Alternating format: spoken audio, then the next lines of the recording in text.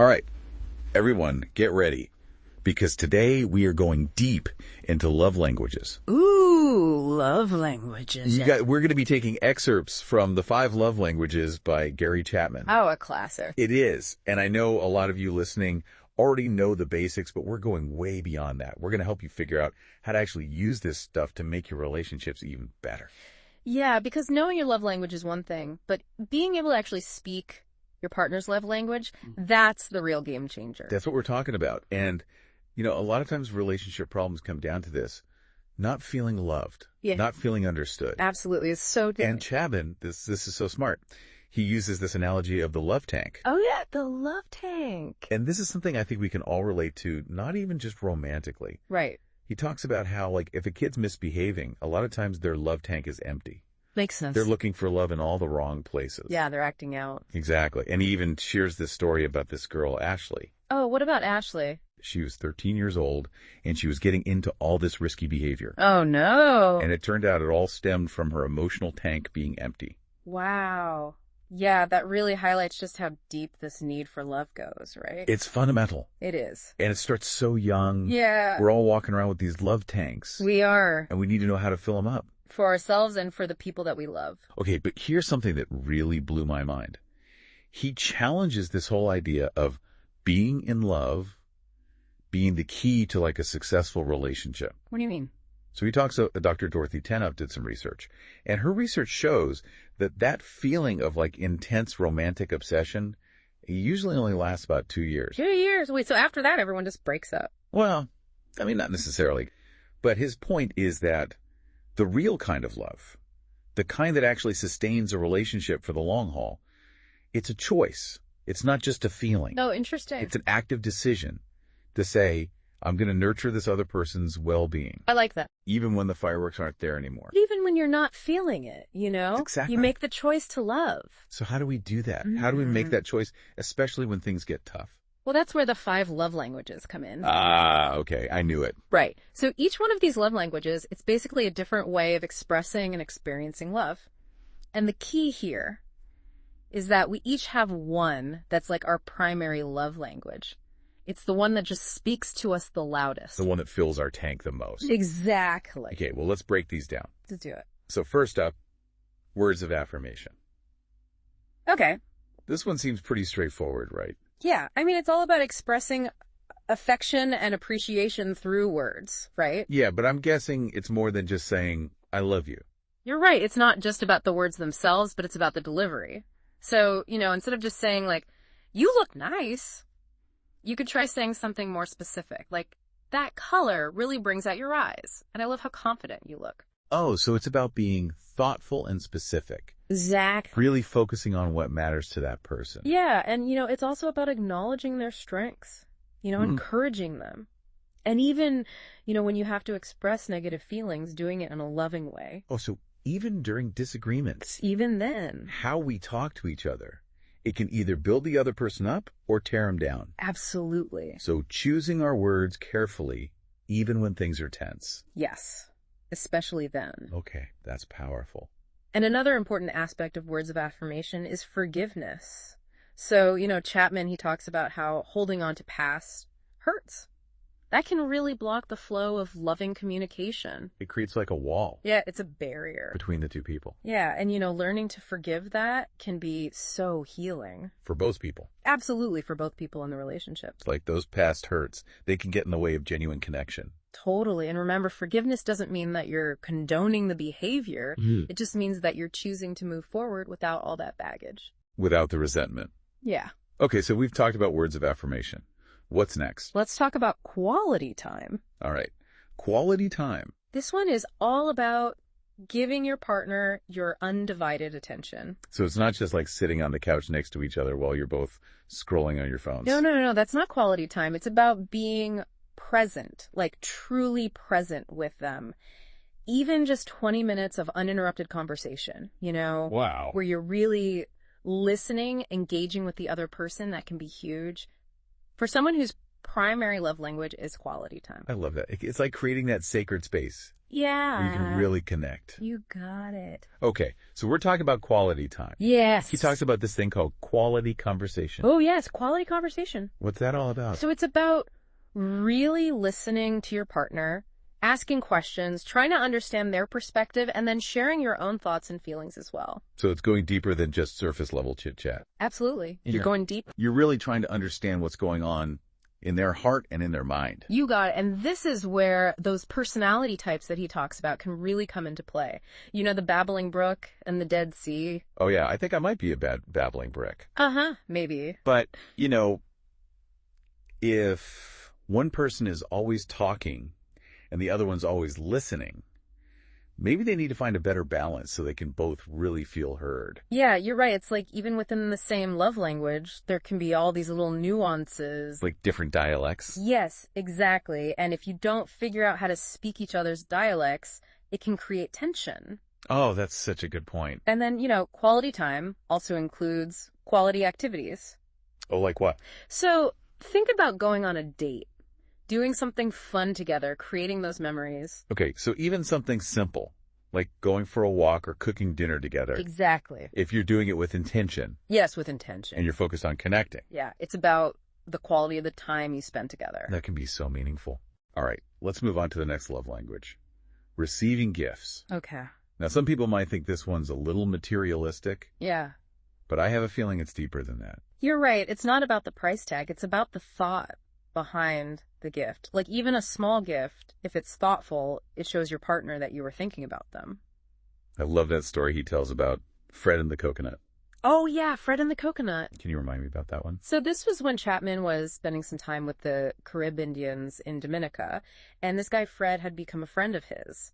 And he offered Chapman a green coconut as a gift. Just a simple gesture of hospitality and friendship. Wow. But it was so meaningful. It just shows how gift giving, it's a way of expressing care that transcends cultures. It's like the thought and the effort behind the gift. That's what really matters. Exactly. And Chapman talks about how our views on money can influence our feelings about gifts. Like, if you're someone who really values saving money, you might not get why your partner makes such a big deal out of gifts. So it's about recognizing that different people express love in different ways. Yes, and trying to appreciate those differences instead of judging them. Okay, that makes a lot of sense. And sometimes, understanding your partner's love language can help you see their actions in a whole new light. Like maybe your partner who's always bringing you little gifts, they're not trying to be extravagant. They're just trying to show you love in a way that feels meaningful to them. Oh, I love that. Okay, next up, acts of service. Okay, acts of service. I think this is one a lot of people can relate to. Yeah. It's about doing those little things that make your partner's life easier or just show them that you care. Exactly. But how do you distinguish between like just doing chores and actually expressing love through acts of service? That's a great question. And it really comes down to understanding which actions speak to your partner the loudest. Okay. He tells this really interesting story about this couple, Mark and Mary. Do you remember them? Yeah, they disagreed about everything. They disagreed about everything. Hunting, church music, like you name it. They couldn't agree on it. And it turned out their primary love language was both acts of service. Both of them. But they were still clashing. They were, because even though they were both speaking the same language, they weren't speaking each other's dialects. Oh, so even within acts of service, there are all these little nuances. Exactly. Like Mark felt loved when Mary kept the house tidy and took care of the kids. Right. And Mary felt loved when Mark helped out with chores that she hated, like washing the car or mowing the lawn. So it's not just about doing any act of service. It's about doing the specific things that really resonate with your partner. Yes, and it's about doing them out of love, not obligation. Oh, so important. Right. Chapman emphasizes that love should be a choice, not a demand. It's not about keeping score. No, it's about freely giving. Okay, and we got to address this whole doormat versus lover thing. Oh, yeah, good point. Acts of service. It shouldn't be about becoming subservient to your partner. Right, it's about finding that balance. Yeah, where both people feel respected. And appreciated through their actions. And sometimes that means stepping outside of traditional gender roles. Absolutely. Like what might have been considered like a husbandly duty 50 years ago. Yeah. Might not be the same today. Yeah, times have changed. It's about adapting to each other's needs. Yes. And communicating openly. Okay, last but not least, physical touch. Oh, yes. Physical touch. I feel like this one's pretty self-explanatory. Yeah. I mean, it's about hugs and kisses, right? But I'm guessing there's more to it than that. Oh, there's so much more to it. It's about all those little touches, Oh. holding hands, cuddling, back rubs, and yes, of course, sexual intimacy. But it's all about the power of touch to convey love and comfort and connection. It's so true. Like, our bodies are designed to experience touch. They are. It's primal. It's fundamental. It is. But how we interpret and respond to touch can vary so much. Absolutely. And it's so important to be attuned to your partner's preferences and boundaries, because what feels good to one person might not feel good to another. And it's really important to be sensitive to past experiences as well, because, trauma or abuse can make physical touch a really complicated thing to navigate. Oh, that's such a good point. Yeah, it's not just about expressing your own needs. It's about understanding and respecting the other person's needs and boundaries. Okay, I'm getting it. And he tells a really powerful story about this couple, Pete and Patsy. They seemed like the perfect couple on the outside, but their relationship was falling apart because Pete was withdrawing emotionally and spending less time with Patsy. Huh. And it turned out his primary love language was physical touch. And he felt completely unloved and rejected because Patsy wasn't physically affectionate with him anymore. So it wasn't that she didn't love him, she just wasn't expressing it in a way that he understood. Exactly. And once they understood this dynamic through counseling, they were able to start speaking each other's love languages. And their relationship got better. So much better. That's great. It just shows how important it is to not only understand your own needs, but also how your partner might experience those same needs in a totally different way. That's amazing. Okay, so we've covered all 5 love languages: words of affirmation, quality time, receiving gifts, acts of service, and physical touch. But how do we figure out our own WN primary love language? Ooh, that's the big question, right? Yeah, because it might not always be as clear-cut as it was for Pete and Patsy. You're right, and that's something that we'll dive into right after this. We'll give you some tips on how to uncover your own unique love language. So stay tuned. So you want to figure out your own love language, huh? Yeah. It's not always obvious, is it? It's tricky. It can be, but Chapman, he gives some really good advice in the book. He says one of the best ways to start is to ask yourself, what makes you feel most loved? Okay. Like, what are the things your partner does or says that just light you up? That make you feel like $1,000,000. Exactly, those warm, fuzzy feelings. That's a good sign you're on the right track. Okay, but sometimes it's hard to even pinpoint that, Yeah. Like, I know when I feel loved, but actually breaking it down, Yeah. It's tough. it's hard. So Chapman says sometimes it's easier to figure out what we don't want. Ooh, interesting. So flip the script and ask yourself, what hurts you the most when it's missing? What makes you feel unloved or unappreciated? So it's like figuring out your love language by process of elimination. Exactly. It can be really revealing. Okay, I like it. And another thing you can ask yourself is, what have you asked for from your partner over and over again? Think about those things you keep bringing up, those hints you drop. Those might be clues that you're trying to get your love language met without even realizing it. Oh, like if I'm always asking my partner to help with the dishes or give me a back rub. Exactly. Those could be signs that acts of service or physical touch are important to me. It's very possible you're trying to communicate your needs, And sometimes it comes out as nagging. Right. And it's not that you're trying to be annoying, but you're just trying to get those needs met. And when they're not, it can create so much tension. It can. But if you understand what's really going on, Yeah. it can totally change the dynamic. Absolutely. It can bring so much more understanding and compassion to the relationship. Okay, so we've talked about looking at what makes us feel most loved, what hurts us when it's missing, and what we've repeatedly asked for. Anything else we can do? Yeah. One more thing. Chapman suggests looking at how do you typically express love? Oh. So the way you naturally show affection to your partner, Yeah. that might be a big clue to your own love language. So like if I'm always giving my partner compliments and words of encouragement, Yeah. chances are that's how I like to receive love too. It's definitely a possibility. We often express love in the ways that we crave it ourselves. Oh, that makes a lot of sense. It's like we're mirroring our own needs. Okay, but what if someone's still not sure? Yeah. What if they feel like they relate to multiple love languages? That's totally normal. It can take time to really figure this out.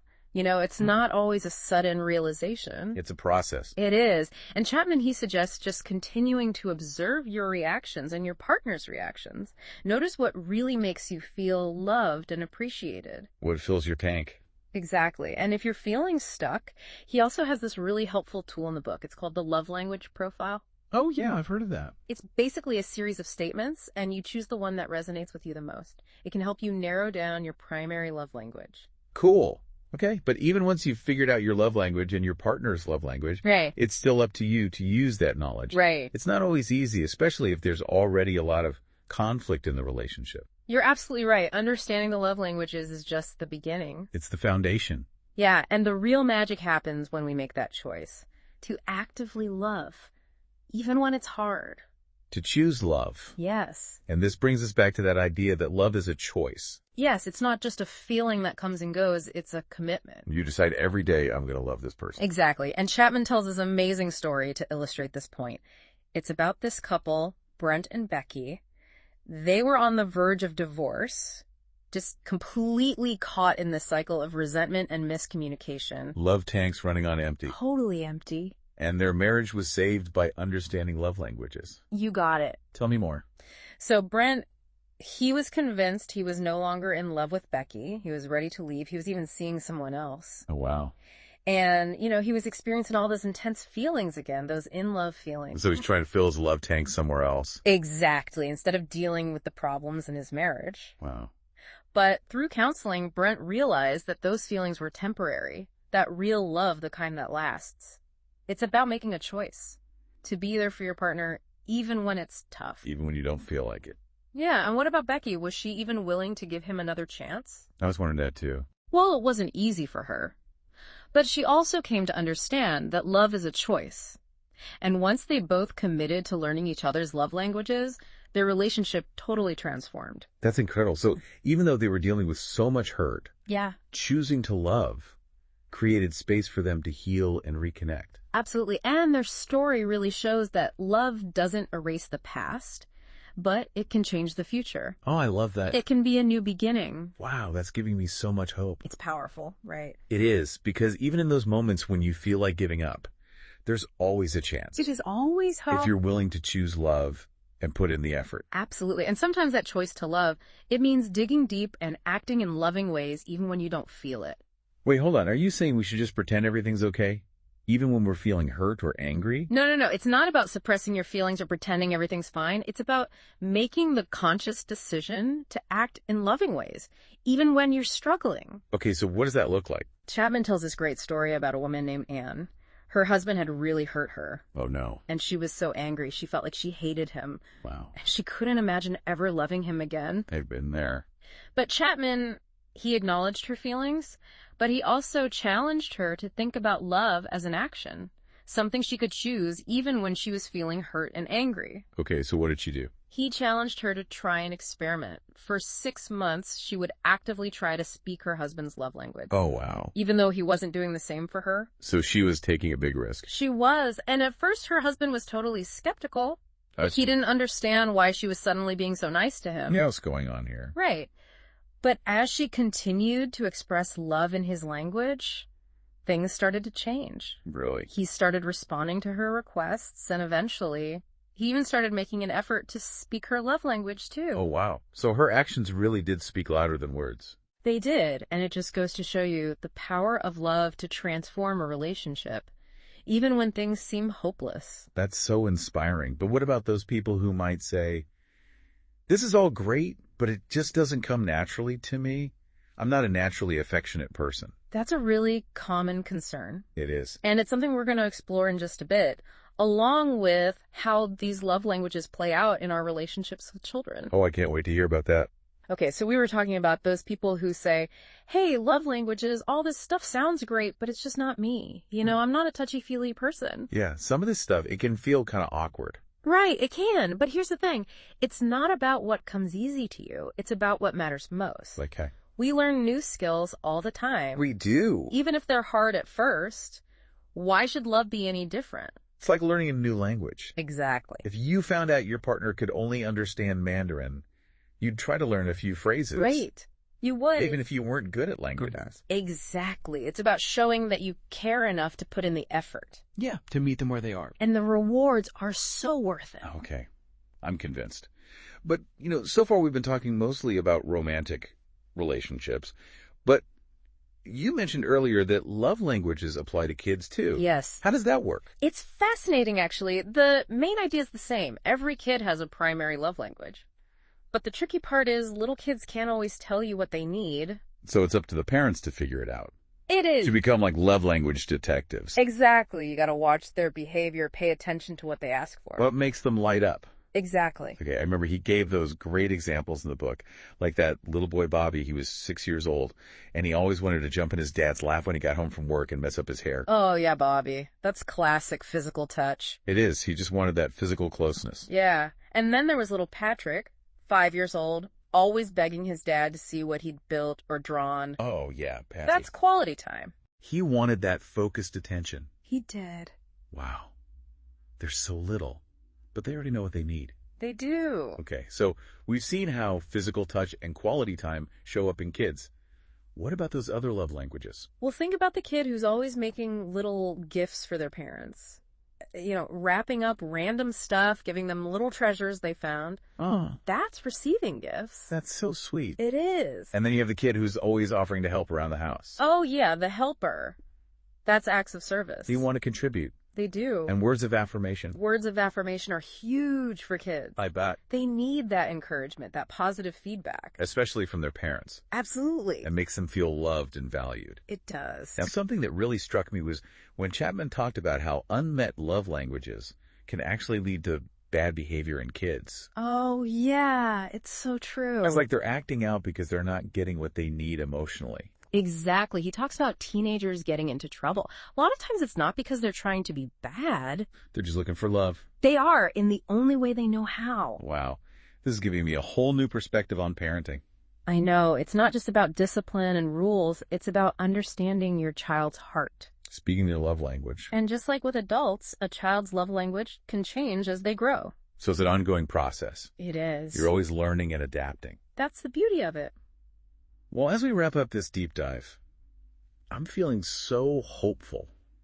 Like now that we know about love languages, we can actually use this knowledge to create more fulfilling relationships. With everyone we care about. Exactly. And it's not about grand gestures, you know. It's about those little everyday things. The small acts of love Words we speak. that can make all the difference. It's about asking yourself, what can I do today, right now, to make someone feel truly loved? Oh, that's beautiful. And I think that's a perfect question for our listeners to ponder. Now that you know about the 5 love languages, what will you do differently? Such a good question. What small act of love can you do today to fill someone's tank and make their world a little brighter?